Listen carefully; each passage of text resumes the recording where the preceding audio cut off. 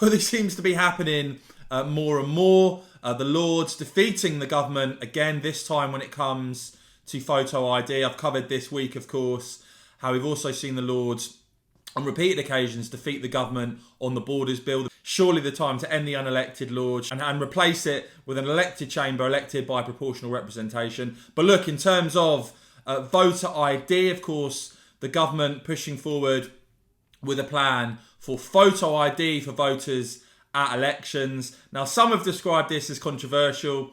It really ain't. If you look at the research there, the British public, when asked about whether you should have to show identification such as a driving licence, passport or ID provided by a local council to vote at a general election, 61% of the country supports that. Only 26%, only around a quarter of Brits actually oppose that, and 79% of Tory voters support voter ID, but so do 48% of Labour voters. A bit suspicious, frankly, of people who don't want to make elections more secure. But look, the Lords defeating the government again, this time on voter ID, and there was an amendment there to massively expand the list of accepted identification to include non-photo documents, including things like birth certificates, bank statements, and council tax demands, and library cards.